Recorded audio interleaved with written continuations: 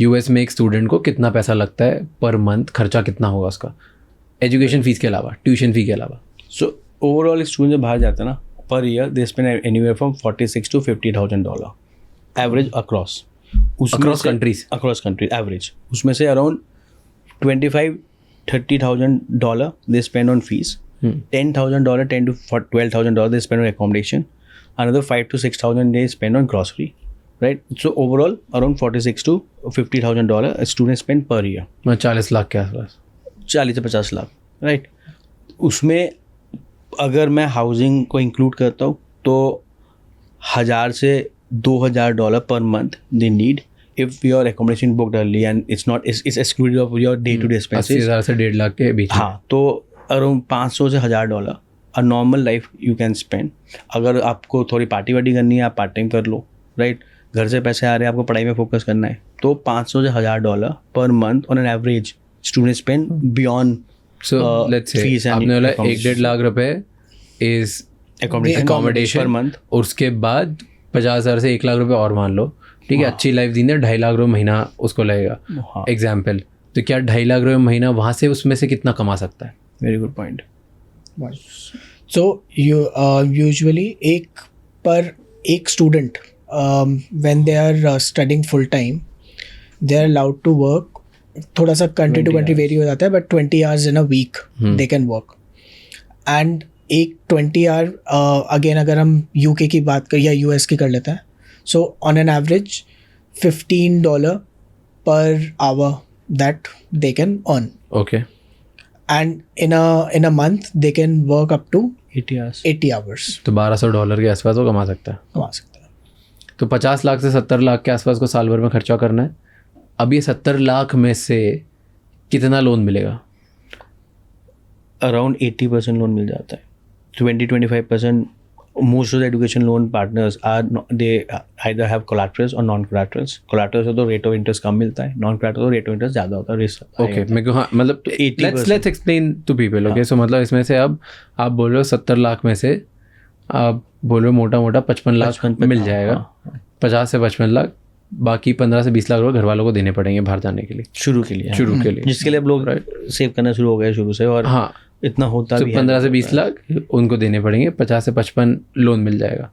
ये लोन का इंटरेस्ट कितना होता है? So this is mostly 9-10%, 8 to 10%. Average with collateral, without collateral? Average 8 to 10% with और विदाउट कोलैटरल. अच्छा, नहीं विद कोलैटरल मतलब अगर आपने घर गिरवी रखा या ज़मीन गिरवी रखी या कुछ आपके पास गिरवी रखने का था, वो गिरवी रखा तो कितने? 8% गिरवी रखने के बाद. 8 एंड अगर कोई कुछ गिरवी नहीं रखता है तो 9 to 10%. 10-11 हो जाएगा. 9 to 10 if you, because there are lots of lenders. Okay. Right? So there are people have choice. Right? So 1-1.5% का फ़र्क पड़ता है कोलैटरल वैसे नॉन कोलैटरल में, ज़्यादा फ़र्क नहीं है. ओके. फिर उसके बाद जो नॉन कोलैटरल है, जैसे जिसमें कुछ गिरवी नहीं रखा और 55 लाख रुपए लोन ले लिया, अब वो बच्चा वापस पे कैसे करता है? सो एक तो और कितने साल के लिए मिलता है ये लोन? हाँ, तो 10 से 12 साल मोस्टली एवरेज होता है. उसमें अगेन एक ही होता है कि आप इंस्टीट्यूशन आपको जब तक लोन अप्रूव करेगा, if you are going to a very C grade university, तो उस हिसाब से या तो अप्रूव नहीं करेगा तो इंटरेस्ट बढ़ा देगा. You know, risk to reward है. Right. And then they also see कि यार आप यूके जा रहे हो, यूनिवर्सिटी में जा रहे हो, तो आपकी एम्प्लॉयबिलिटी एस्पेक्ट इतना है. राइट. एंड उसके बेसिस में दे विल ग्रांटेड.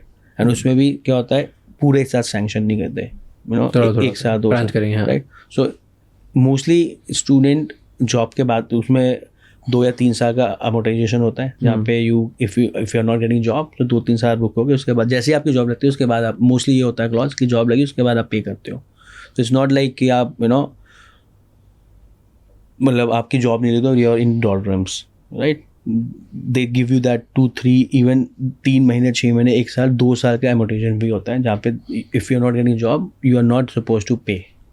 उसका माइनस ये है कि वो इंटरेस्ट बैकलोड कर देंगे. You know, nothing is free. So but at least stress नहीं है कि जॉब नहीं लगी तो मैं अभी से मुझे EMI देनी है. तो कॉलेज की डिग्री होने के बाद 1 से 2 साल का पीरियड दे देते हैं grace.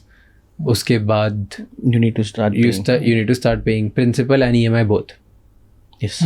Okay. Like any home loan. और फिर वो 10 साल में भरना पड़ता है. ठीक है. अगर नहीं भरा, जैसे क्योंकि अब तो मैंने कुछ गिरवी नहीं रखा है और मैंने नहीं भरा, सॉरी मेरी जॉब नहीं लग रही, कुछ नहीं हो रहा, अब क्या करती कंपनी?